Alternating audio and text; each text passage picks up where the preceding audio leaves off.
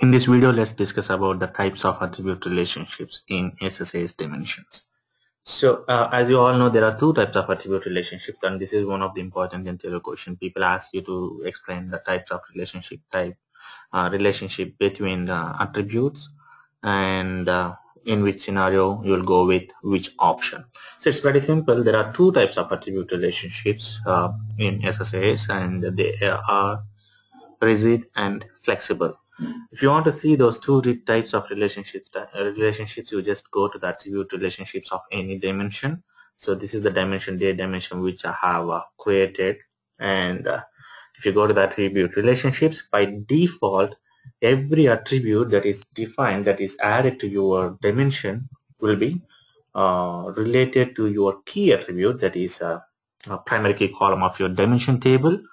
That too, the relationship type will be flexible. The default relationship type will be flexible. You can see the relationship type here at the bottom when you right click and select the edit relationships. Okay, and here it's pretty clear. If you see, flexible may change over time. If the relationship between these two values changes over time, then we call it as flexible. If the relationship between these two attributes doesn't change over time, then we call it as rigid. For example, let's say there is a customer, and customer phone number will not be constant. It will be changing, right? If you want to give relationship between the customer number and the phone number, then you have to go for flexible, because it changes over time. It's not rigid, it's flexible. It will be changing. In the same way, there are so many options. Whatever, for example, if you take manager and employee, if you take my case in particular, I'm not working under the same manager from the start of my career. I worked under different managers, right? So the manager and the employee relationship here is not rigid, it's flexible.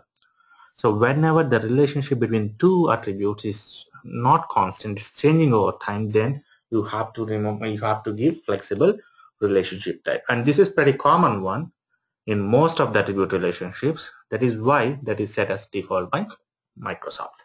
And there is one more relationship type, that is rigid, which will not change over time. The best example for that one is months, and the date time calendar, the daytime dimension. So if you take the attributes here, for example, English month name, it will be Jan, Feb, March, April, May, June, July, August, September, October, November, right? If you come here, let me go to English month name, and you can see it's 12 months. And if you take another attribute, for example, month number of the year, it will be 1, 2, 3, 4, 5, 6, 7, 8. So whatever the time you are in, whatever the year you are in, whatever the quarter you are in, the month 1 represents January, month 2 represents February. So it won't be changing, right?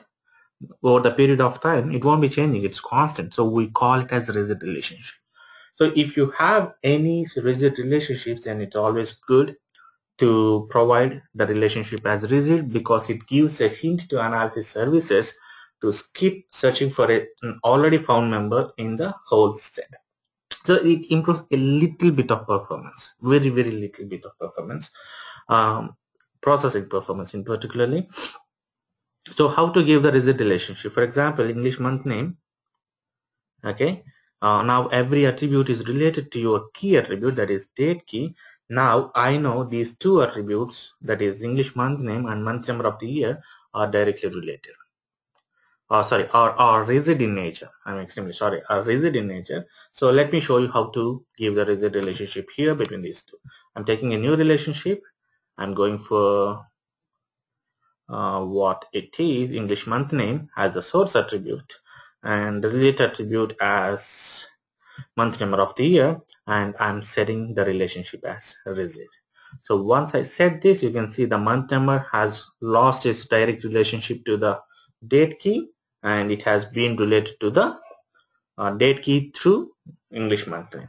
So I set the rigid relationship here between these two attributes, and if you process it, it will process the attribute and everything will work fine, but there will be little performance gain if you can identify the rigid relationship and provide the rigid relationship between the attributes.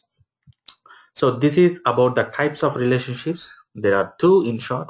I'll give a short explanation. There are two, rigid and flexible. Rigid will come into picture when two attribute relationship will not change over time, or the relationship between the members will not change over time. The best example is month number and month name. It's constant, right? And the flexible, when the values are changing over time, then it is flexible relationship. For example, manager and employee. Manager will be changing and he'll be getting new employees, and employee will be working on the new manager. So that is about the types of attribute relationships we have in SSAS. Hope you understood the concepts, and stay tuned for more videos on SSIS, SSAS and SSRS interview questions. Thank you. Bye-bye.